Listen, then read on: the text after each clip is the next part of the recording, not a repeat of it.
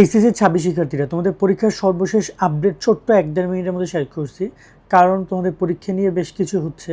তবে শিক্ষামন্ত্রীর কাছে বিশেষ অনুরোধ করব, তিনি বলে দিক পরীক্ষা স্থগিত তিনি কখন হলে করবেন, কি পরিবেশ হলে করবেন। বর্তমানে আমরা বিভিন্ন জায়গায় শিক্ষার্থীদের কাছ থেকে কমপ্লেন পাচ্ছি, 15-16 ঘন্টা কারেন্ট থাকছে না, সারাদিন বৃষ্টি, পড়ার কোনো পরিবেশ নাই, বন্যা হচ্ছে, সেখানে হাঁটু সমান পানি, কোনো কোনো জায়গায় রাস্তায় বের হওয়া যাচ্ছে না, শিক্ষার্থীরা মানসিকভাবে অনেকটাই ভেঙে পড়েছে। এই অবস্থায় শিক্ষা মন্ত্রণালয় পরীক্ষা নিচ্ছে। এক্ষেত্রে আমার মনে হয় যে পরীক্ষা কবে স্থগিত হবে বা কীভাবে কতটা পরিবেশ খারাপ হলে স্থগিত হবে সেটা শিক্ষা মন্ত্রণালয়ে জানিয়ে দেওয়া উচিত। এবং তার সাথে সাথে তোমাদের পরীক্ষা আগামী যে পরীক্ষাগুলো রয়েছে সেগুলো হচ্ছে, পরীক্ষা স্থগিতের কোনো আপডেট এই রাইট নাও নাই। পরিবেশ বিভিন্ন জায়গায় অনেক খারাপ, অনেক জায়গায় আবার একটু ভালো আছে। এখন কথা হচ্ছে যে সবার পরীক্ষা আসলে 12 লাখ শিক্ষার্থী পরীক্ষা 12-13 লাখ শিক্ষার্থী পরীক্ষা অংশগ্রহণ করছে। তো একটা পরীক্ষা স্থগিত হলে সবার পরীক্ষা স্থগিত হবে, এটা একটা চিন্তার বিষয়। এই কারণে হয়তো বা পরীক্ষা তারা স্থগিত করছে না।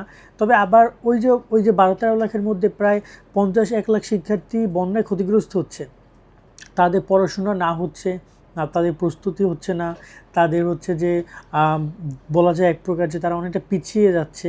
তো এই অবস্থায় মানসিকভাবে তারা ভেঙে পড়ছে, তারা সেখানে তো পরীক্ষা এখন কিছু করার নেই, দিতে হবে, অনেকে হয়তো নাও দিতে পারে। এখন দেখা যায় এটা অনুপস্থিতির হার সেটা কতটুকু দেখা যায়, এবং এ ব্যাপারে হয়তো বা শিক্ষা মন্ত্রণালয় প্রপারলি জানাতে পারবে। তোমাদের পরীক্ষা প্রপারলি হচ্ছে, লাস্টে এই আপডেটটা তোমাদেরকে এই রাত্রবেলা দিয়ে রাখছি।